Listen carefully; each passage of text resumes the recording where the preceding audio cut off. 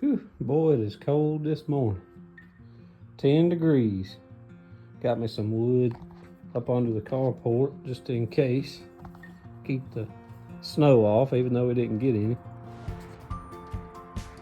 It's nice and frosty. Well, we got a beautiful sunrise.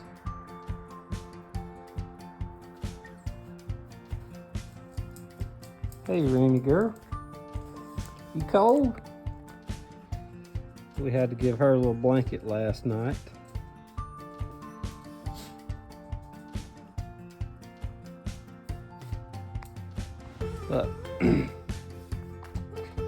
But I gotta go back in. My feet are about to freeze, so.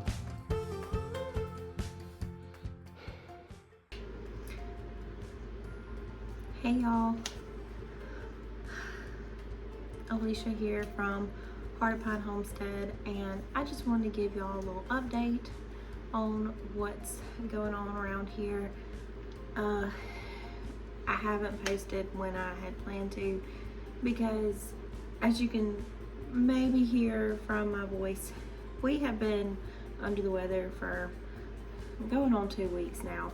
We took a little trip to the ER with Lawson. He is fine. He has croup, and or he had croup.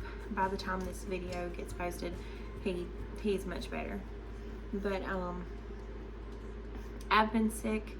Dusty's been a little bit sick, and things just have not gone according to the schedule that I had in my mind.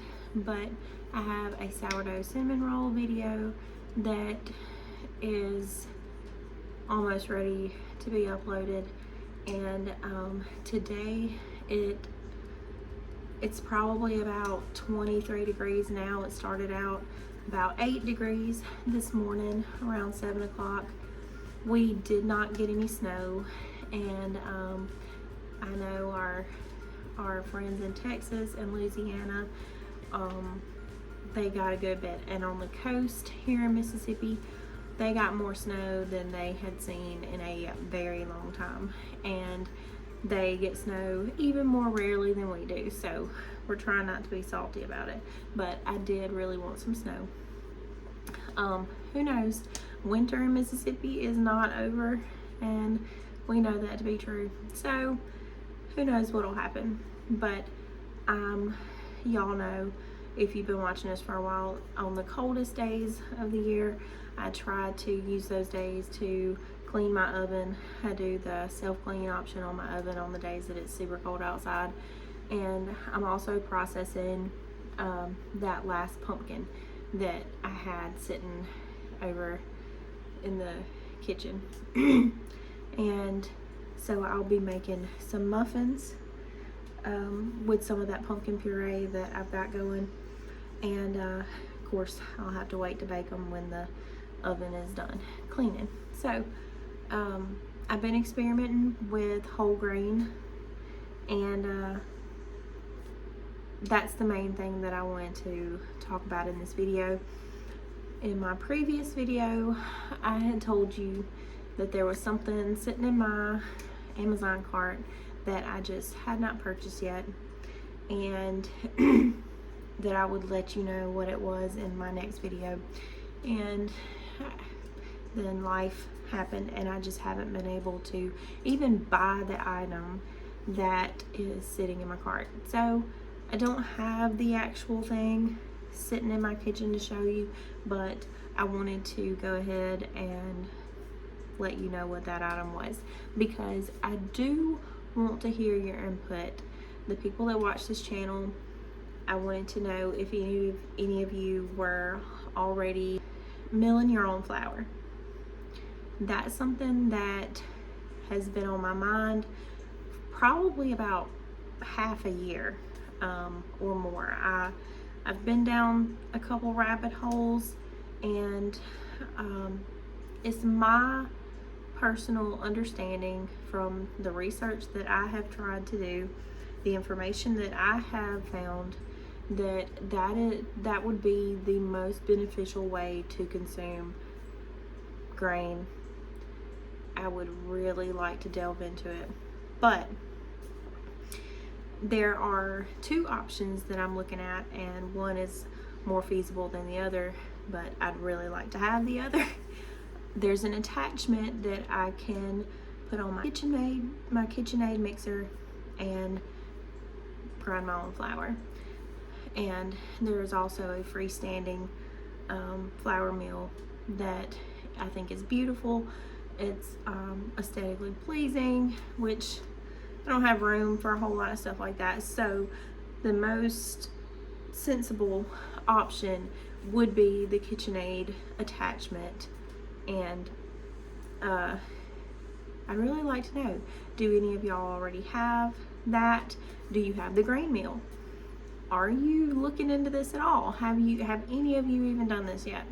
And that's mainly what I wanted to post about today, and go ahead and let you know what that was that I was talking about. But we've just been sick. I mean, Lawson got sick so fast. He woke up with a fever and a cough that sounded like his throat was just sort of coated, and you know, within less than 48 hours he was struggling to breathe. Like, it was crazy. We're not the type to run to the ER, you know, about just anything. And we actually did not go to the ER. We went to a clinic, and they thought his lungs were clear, but they weren't sure. And the way he was laboring to breathe made us all so nervous that they just wanted to do a chest x-ray, and they weren't set up to do a chest x-ray on someone younger than 2 years old. So to the ER we went, but everything was fine. And we live in an area where we knew someone in the entire process. We knew people at the clinic. We knew people in admissions at the ER. We knew the nurse that handled Lawson. And that makes a scary process so much better.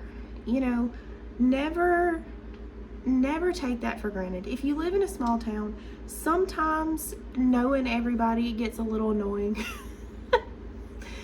The job that I used to have, I met everyone. I couldn't go anywhere where people didn't know me, and you can't get out of a store, and you can't go anywhere, you can't do anything. You know, that's what people joked about a lot. They were like, I'm glad I don't stay in trouble all the time, because I literally know everyone. I couldn't get in trouble without everybody knowing it.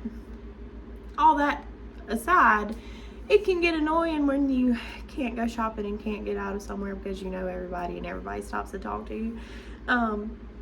But that's a blessing. That is a blessing, and it is a blessing to know people in every occupation, and especially when you get in a situation that it can be very scary and uncomfortable, and you don't know what's going to happen, especially when it's your child.